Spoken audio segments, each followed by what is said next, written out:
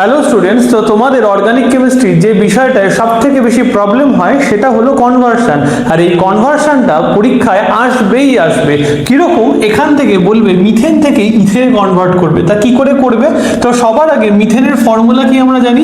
CH4। CH4 কে যদি আমি Cl2 আর Sunlight দিয়ে রিঅ্যাক্ট করাই তাহলে এখানে কি আসবে? CH3Cl আসবে। এরপরে যদি আমি একে KCN দিই তাহলে এখানে কি আসবে? CH3CN প্লাস এখানে আসবে হচ্ছে গিয়ে KCl। এবার CH3CN এর সঙ্গে যদি আমি রিডাকশন করাই, রিডাকশন কি দিয়ে করাবো? H2PD দিয়ে যদি রিঅ্যাকশন করাই তাহলে এখানে কি হচ্ছে? CH3CH2 এখানে চলে আসলো NH2।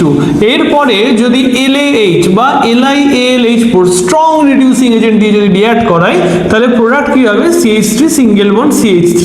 তো এইভাবেই আমরা খুব সহজে মিথেন থেকে ইথেনে কনভার্ট করে নিই। আর এই জিনিসটা পরীক্ষায় আসবেই আসবে, আর এই জিনিসটা পরীক্ষায় বহুবার এসছে। তোমরা এটাকে নোট ডাউন করে নাও যাতে পরীক্ষায় দিলে তোমরা ভুল না করো।